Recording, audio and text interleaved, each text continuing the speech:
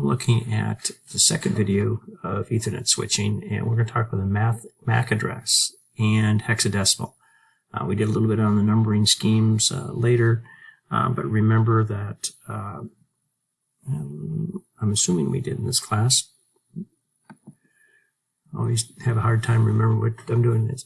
But remember, you got decimal to binary, and now we're going to hex to get more data into smaller, fewer bit configurations.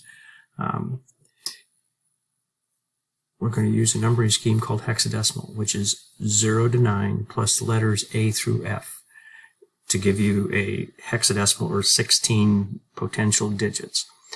Now, if you looked at a normal byte, which has, 8 bits, the hex digit fits into 4 bits.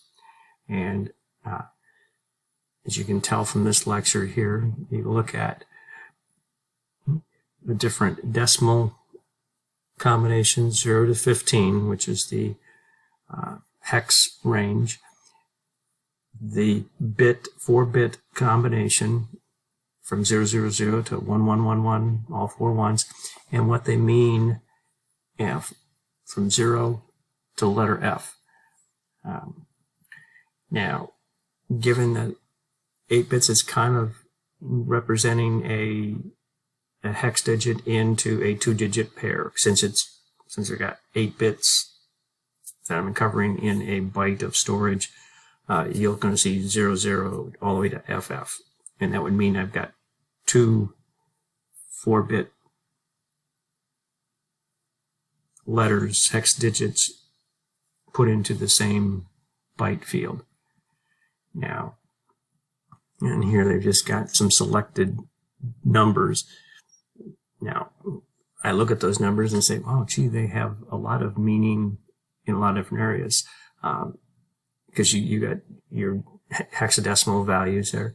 But then you notice what the numbers they got here. They got, you got 16, 32, 64. All of these end up being key numbers that are used in a lot of different applications. When we get into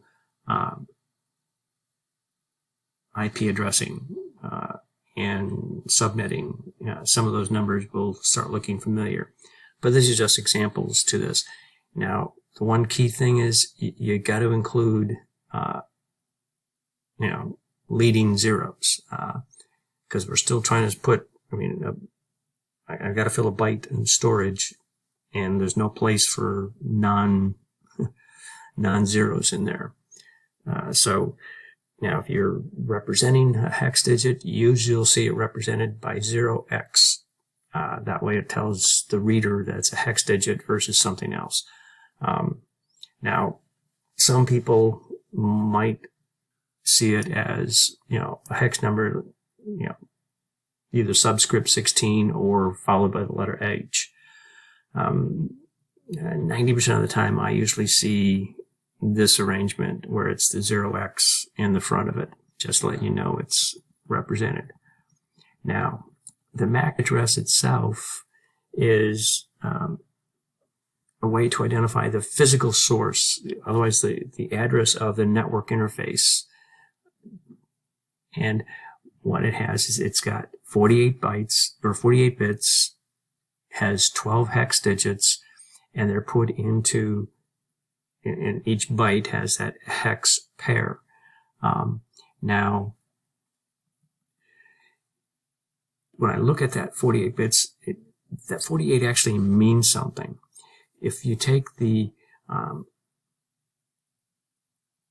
MAC, because you're talking about a network interface, you're talking about a physical device, and what happens is the manufacturer has been identified in that address, and what happens is what we do is we'll take the first half of the hex digits, the first 24 bits is going to be the organizationally unique identifier, the OUI. And basically it just tells me the company that built the network interface card. And then the last half, the last 6 digits, hex digits, are the company can decide whatever they want, a serial number, whatever the case may be. But at least this way I could look at it and tell who made the network interface. So if it was faulty, we could call back Cisco and say, Cisco, I've got device ABC, it's defective. And they can look it up and says, okay, we put that in X. So it's a way of identifying the different. So your OUI, just give you an example, the first 24 bits identify the organization, and the last 24 bits, they can put whatever they want. Now, you may see, and when you look at that, they give you the Cisco's OUI code of 00602F. So when you look at a MAC address, you can tell just by looking at those first 3 digits, those pairs, that you can tell it's a Cisco device. Now the question is, how is this frame processed? Now, sometimes MAC addresses they're burned in. They have a BIA, a burned in address. Excuse me, talking too much this morning. But this address is hard coded and can read only. It's a read only memory on that network interface. So that means that the address is on the chip. It's permanent. It ain't going to go anywhere.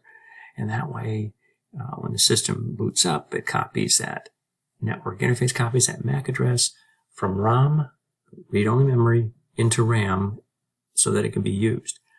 Now, the source MAC address is what? The MAC address of the source device network interface. The destination MAC address is the destination network interface card. So both of those come into play.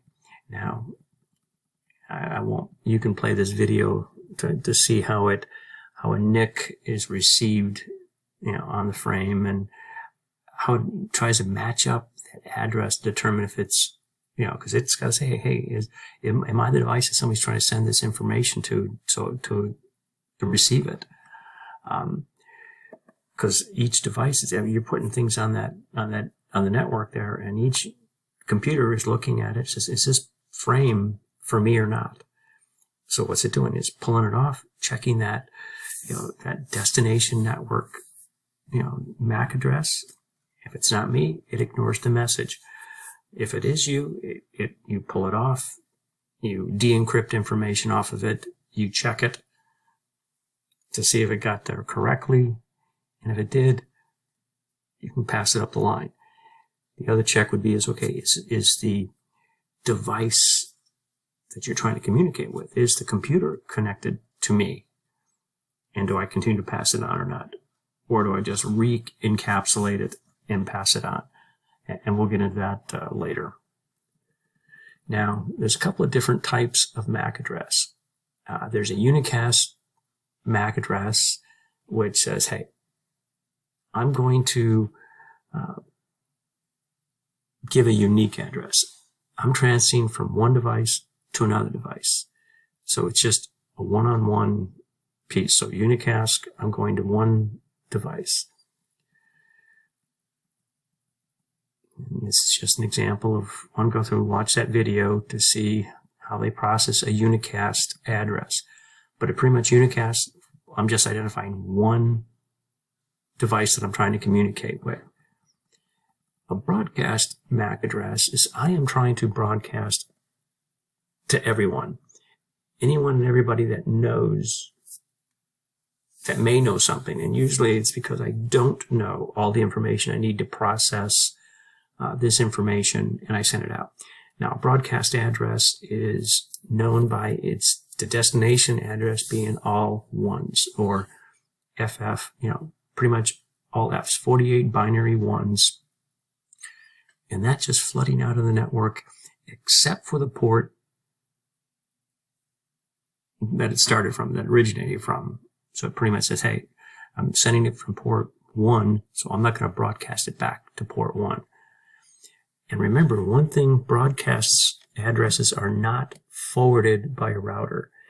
So switches will forward them, hubs will forward all the information, other devices will, but a router will terminate a broadcast address. Otherwise, we'd be sending broadcasts all over the internet, and who knows what that would do to slow down this processing. So broadcast goes to everybody. You can watch that video and how it processes it. Or there's called a multicast. And a multicast is basically, it's just a subset. It's not, I'm sending it to more than one, but not everyone. And you define who you want it to go to. And you can tell multicasts based on their IP address. And they usually start with 224 all the way up to 239, 255. And when we get to IPv6, those multicasts, you'll see here down here, it says FF00. That indicates it's a multicast. So basically what you've done is you set up a group of addresses that you're wanting to send information to. Multiple devices, but not all devices. And there are some protocols out there, spanning tree protocol, link layer discovery protocol, that use this to help communicate between devices to determine the status of the network. And this is a video to show you how it's just going to a smaller subset. So I think I gave you a lab to do view MAC addresses using Wireshark. And I also included a lab on, if you hadn't installed Wireshark in the past, on how to do that too. So hopefully that helps you understand a little bit about the Ethernet MAC address. Next video will be on how the MAC address table, how does a device control and store all this information.